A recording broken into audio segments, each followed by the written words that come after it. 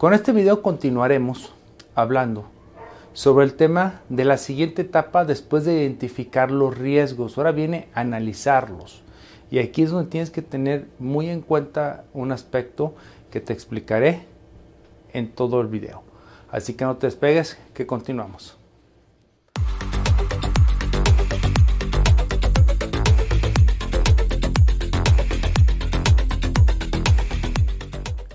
¿Qué tal? De nueva cuenta tu servidor Adrián Paredes, presidente de la revista Consejero Empresarial y del Centro de Estudios del Derecho de la Empresa, CEDE.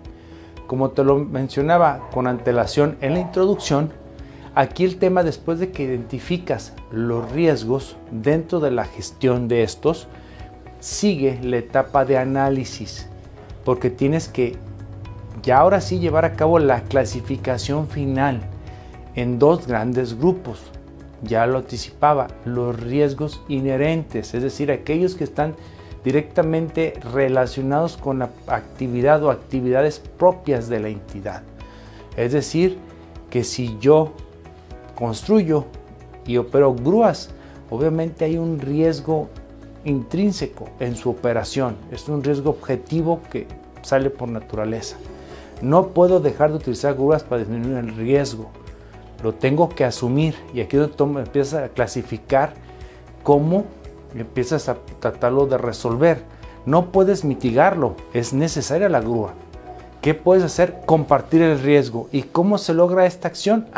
Contratando seguros de riesgo. Ese es un ejemplo. Después tenemos los riesgos inherentes.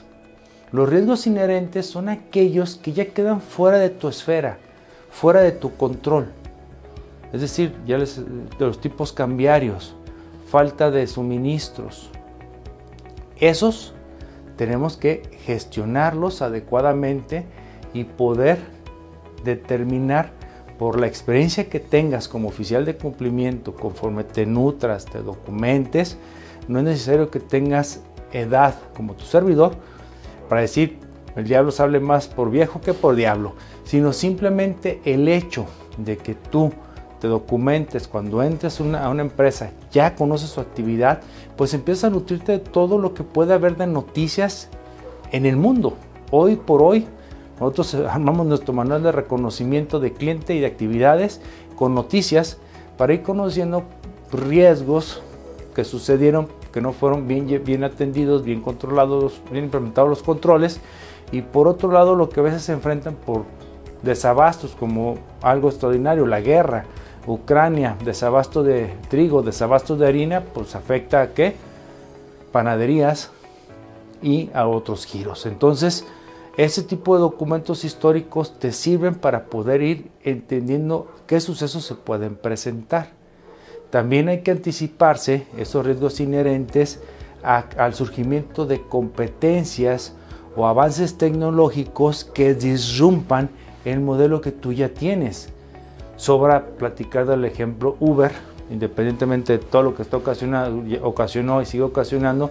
Pues bueno, el servicio de transporte de taxis pues es una mafia, y haciendo a un lado ese comentario, es un negocio tradicional que necesariamente se enfrenta a una disrupción con Uber y empieza un choque, ¿sí? Y ese choque tú lo puedes vivir con tu negocio. Yo tengo un principio, no tengo competencia. Ya veo que hay muchos que hacen lo mismo que yo, empiezo a cambiar o adaptar para ser diferente y no ver competencias. Pero en muchas ocasiones te sorprende alguien de frente que no creas que fuera tu competencia. ¿Cómo una empresa que hace esto, que distribuye libros y vende en línea, me va a competir a mí Walmart? Sobra decir el nombre del causante. Entonces también hay que estar documentando eso, porque son riesgos inherentes que pueden afectar a la empresa. Bueno, esa es una manera general de clasificarlo. Luego tienes que evaluar la probabilidad de que sucedan. Y aquí es donde tomas las directrices de la ISO 31000, que te establecen parámetros, ya sea históricos, a través de entrevistas, de noticias, y toda esa información que te pueda permitir un criterio. Porque hay autores que te dicen, bueno, la probabilidad es la estimación que pueda hacer el experto en el área, cierto, pero la ISO te da directrices de qué experiencia, qué documentos y qué información te vas a llegar para tener un análisis respaldado para poder ver la probabilidad de que suceda, porque algo muy importante, lo que no es medido no es controlado. Entonces, ¿cómo controlas un riesgo que no puedes medir la probabilidad que suceda? Entonces, ese es un tema muy importante para recurrir a la ISO 31000, que nos establece precisamente las métricas, cómo las podemos determinar y de dónde pueden ser nuestras fuentes de información para poder llegar a, ahora sí, una suma de aspectos objetivos y subjetivos sumados nos den una aproximación de la matemática o aritmética probabilidad que puedes tener, porque es una de los ejes del mapa de riesgos. Y el otro eje es el de impacto, es decir, sigo con la constructora, daño un edificio al construir el que tengo en mi encomienda, daño uno del costado, ¿cuánto va a ser el daño? Para ello seguimos con los seguros. Pero si es una casa, pues igual voy a dañar, voy a seguir asegurado. Es la misma circunstancia, distinto valor, pero eso sí, diferente impacto. Pero hay uno muy importante, que es ese es el impacto económico, que también entra en la matriz de riesgo para clasificar.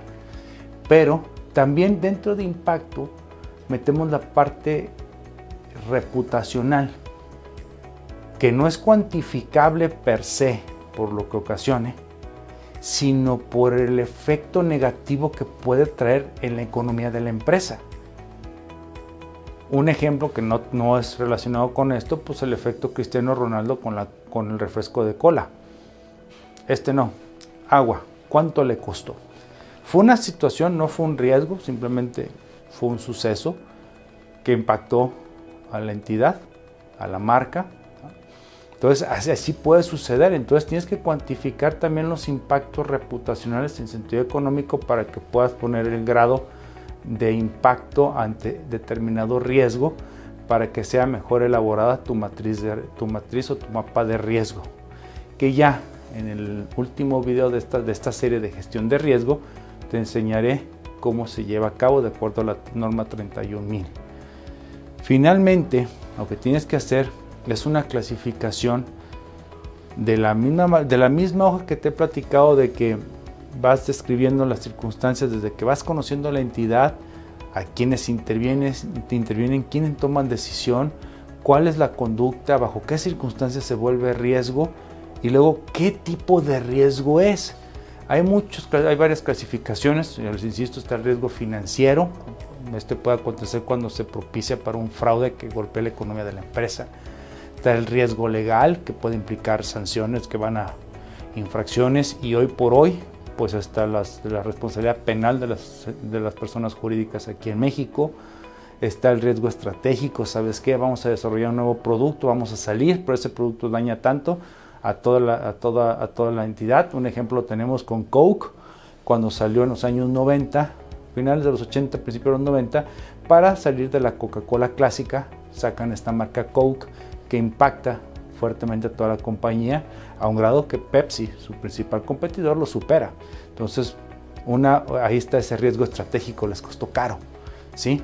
Voy a abrir una sucursal, aperturar más establecimientos o franquicias. Ya traes dos aspectos. Si esa apertura de establecimiento es un riesgo operacional, porque multiplicas las acciones y por ende en la misma proporción se multiplicarán los riesgos. Pero también puede ser, si son franquicias, pues se va a hacer el tema de los riesgos estratégicos, porque te puede afectar en tu reputación. Entonces así podemos ir encontrando también los riesgos materiales o los riesgos que pueden ser el tema de, un ejemplo, el fuego en un incendio, obviamente como accidente, puede ser obviamente en ciertos productos pues muy lógico que se incendien, como papel, cartón, telas, etc. Pero hay ciertos metales como el magnesio y el aluminio que a cierta temperatura que pueda alcanzarse con un mediano incendio, que logren la combustión de ese metal y no hay cómo detenerlo. De hecho, hay una práctica en el tema de los bomberos para apagar incendios de vehículos por las cajas de transmisiones que tienen, creo que es lo que tienen una aleación de magnesio y aluminio, ¿sí? Que donde se incendie y cae agua, detona y salen, a veces ese fuego blanco que vemos cuando explota algo de un carro que está incendiándose y lo empiezan a apagar los bomberos y estalla. Ese es el riesgo que existe. Entonces hay que analizar, y aquí es donde entran los químicos, donde entra a hablar con las autoridades, que para mí es muy importante citar a agentes de protección civil porque son expertos, y darles el paseo en toda la entidad para que me puedan también nutrir para evitar este tipo de riesgos. Pues bueno, con esto termino este video respecto al análisis. Ya continuaremos finalmente con la evaluación y tratamiento de los riesgos. Así que ya sabes, síguenos en redes sociales porque si no, de seguro vamos por ti. Nos vemos en la próxima. Chao. Suscríbete a nuestro canal, ve todos nuestros contenidos y sobre todo espera grandes sorpresas de Consejero Empresarial y toda la familia que la conformamos. Gracias.